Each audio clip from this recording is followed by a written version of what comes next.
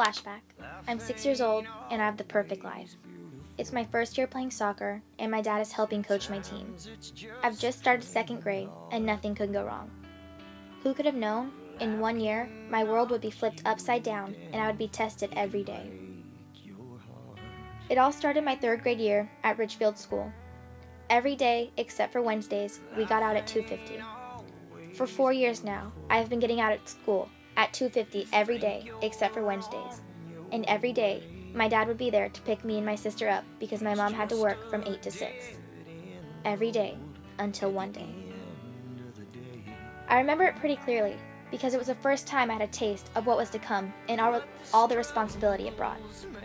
It was the start of a new life.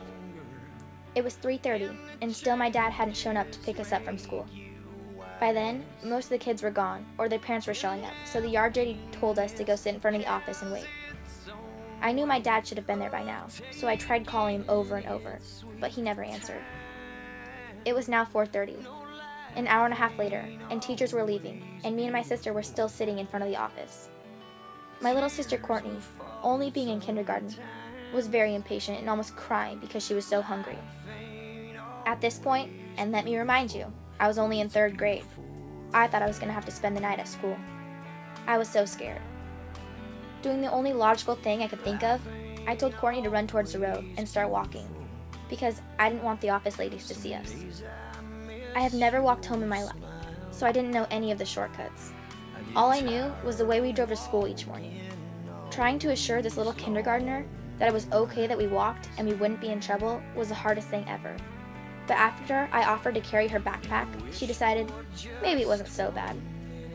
It was only about 2 miles from the school to my house, but for a third grader and a kindergartner, it was like walking to Red Bluff and back.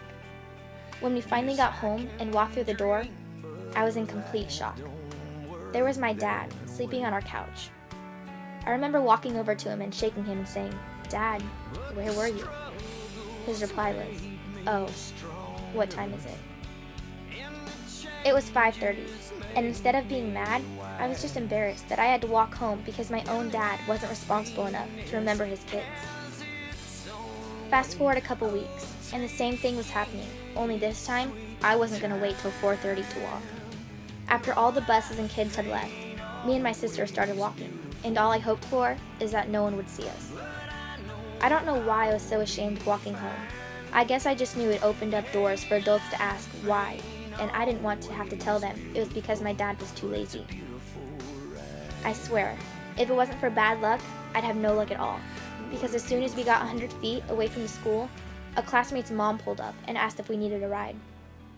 Right as I was about to say, "Oh, no thank you," my sister screams, "Yeah!" because she was so happy we weren't going to have to walk.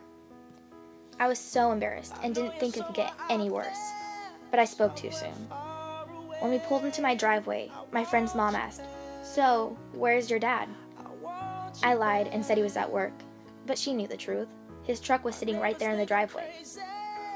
When I think about it now, I laugh, because back then, I thought it was such a big deal, and I really believed my dad was just lazy. It's not until now I realized it was a habit my dad was trying to break, and it was only the beginning of things to come. Fast forward 1 year to 4th grade. My mom and dad fighting is a constant thing. Unlike most kids who block out their parents, I sat in another room and listened to the tone of my mom's voice. Not because I favored her, but because I knew about my dad's drug addiction, and I didn't know what he was capable of doing. Drugs were the new love of my dad's life, and it affected all of us. Newspaper articles were released about my dad's recent visit to the county jail for being pulled over with drugs, and people started talking. Rehab was the last option, and instead of fighting it, he took it. He was there for months, and through the awkward visits to Napa Valley with my grandparents and mom every weekend, all I remember was the long walks we took to catch up, the family counseling meetings we were never allowed in, and the goodbye hugs that never seemed like enough. When my dad got out of rehab, it was like nothing had ever happened. My family swept things under the rug, and talking about everything that had happened and how we were feeling was out of the question. It was like if they pretended it never happened, nobody else would believe it did either. Being around this made me feel like I was living in a hell I couldn't let anyone find out about. I had to pretend my family was perfect, that McCoy image that I've heard other parents refer to. This was not the end, but rather the beginning of a long downward spiral for my perfect family. The next year, my 5th grade year, was the start of the divorce because my dad had fallen back into his old ways and drugs. Who knew people could fight over glass vases and furniture that meant nothing to either person, but the thought of losing it to the other meant total failure. It took 2 years to finalize their divorce. Mediators were brought in to decide who my siblings and I would be living with, and each parent wanted us to just be honest and choose who we felt more comfortable living with. All 3 of us heard the hinting in their voices and knew they didn't really want us to be honest. When the mediator first asked me who I'd rather live with, immediately I said my mom. At least I could rely on her. But when it came time to tell them why I didn't want to live with my dad, I couldn't find one negative word to say about him. I felt like if I was in protection mode, and telling them about my dad's ugly secrets just wasn't going to happen. He was still my dad. Nobody but my family was supposed to know about what went on behind closed doors. After deals were made and we were told that my brother, sister, and I would be permanently living with my mom, but would stay with my dad at our grandparents' house, where he lived every other weekend. 4 days out of each month, I dreaded. I'm not sure whether it was the fact that my dad made it obvious that he really had no interest in us by sleeping all day while coming down from his recent drug high, or the fact that every time my grandparents left us alone with him, I was scared whether to eat that night. Just ask me how I learned to make spaghetti. My grandparents left on a horseback riding trip, and my dad was pretty much in a sleep coma.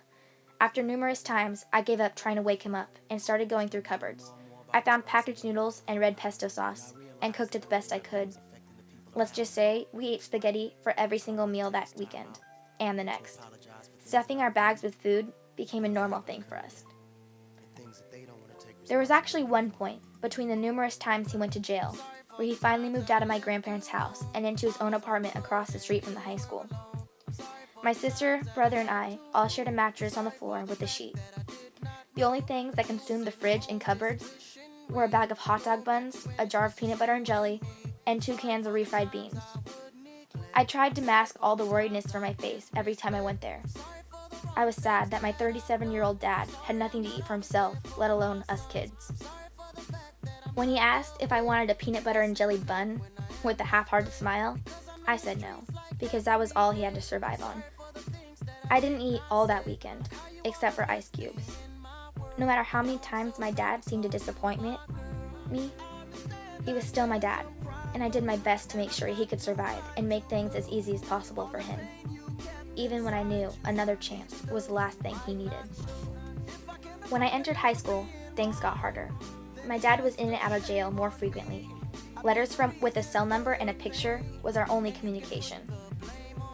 When he was out, his time was consumed by his white trash girlfriend named Kim, who already had 2 kids in Colorado and looked just as strung out on drugs as he did. My sister and I absolutely hated her, so we did everything just like the movies to get rid of her. We sprayed her phone with hairspray, poured salt in all her drinks, and even cut the boob parts out of some of her shirts. She must have seen the movie Mean Girls, because she wore those shirts proud. Even having to deal with Kim wasn't the worst of my problems. My mom had just taken a traveling job that took her out of state Monday through Thursday. We started living at home with my aunt, but waking up early every day to go home and get ready for school was just too much. Me, my brother, and sister started living alone at my house. My aunt would come and make us dinner and take us to school and practice, but other than that, we were on our own. For those of you who didn't know me then, I was a mom. Talk about growing up all at once. Sometimes I'd wonder why God would put me through so much and didn't let me have that normal teenage life like other kids. But I knew someday the answer would come. In the meantime, I tried my best to make the most out of my high school years. While balancing good grades and sports and playing mom, I decided I was going to try out the party life.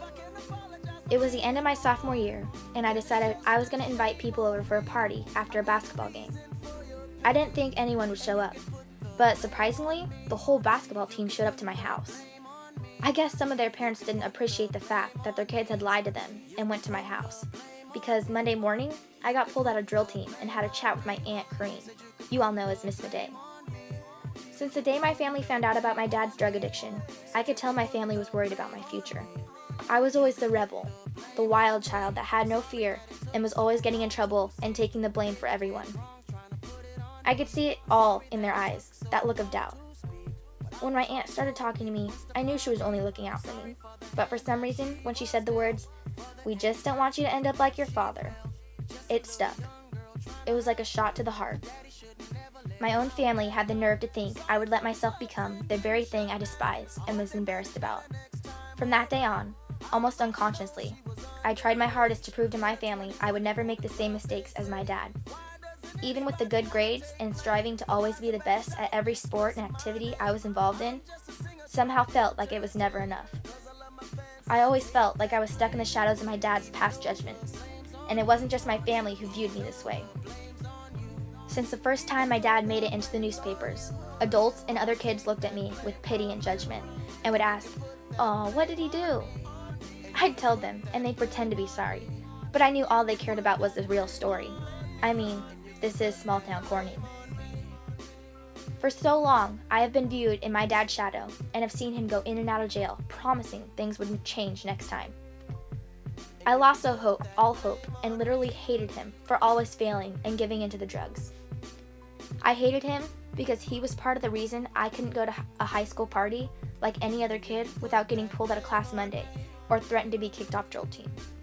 I hated him for bringing on death threats to my family because he was in jail and couldn't pay his drug dealers the money they wanted.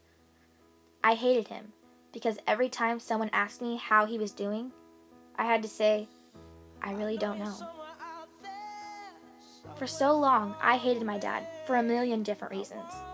Until one crazy day during the Every 15 Minutes program, where I realized I wasn't the only one who's been through hell and back twice, and been let down a time or two. While writing my goodbye letter to my family as if I knew I was going to die tomorrow, I thought about how much I've let others dictate my life. I thought about how I've done almost everything to prove something to someone else instead of doing what makes me happy.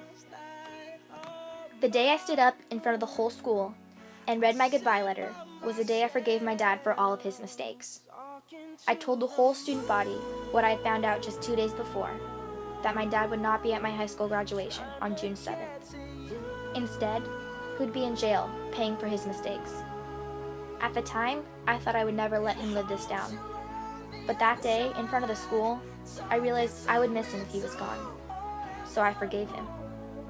I destroyed the idea of having some family image to uphold, and now I'm sitting here telling you my life story. I am not a perfect person, and I have and will make mistakes, but now I know who I'm living for, and I'm not stuck in my dad's shadows. I believe in the idea of forgiveness. You will never know when the end is near. Through the fights and struggles and the million disappointments, I realized even though my dad is not the person he should be and is capable of, the man deep down from when I was 6 is still searching for a way out. How can you give up on something like that? Forgiveness isn't about the person who has done wrong. Forgiveness is about yourself. You have to look past their wrongdoings and think about how you want to live the rest of your life. Do you want to live life full of hate? Or can you look into the eyes of someone who has hurt you so bad and forgive them for all the struggles they've put you through? Forgiveness is about you growing as a person and being able to see the suffering that is going on in someone else's mind. I forgave my dad because deep down, he was suffering from something he truly couldn't control anymore. I had to forgive him so I could let go all of the hatred and find myself again. This I believe.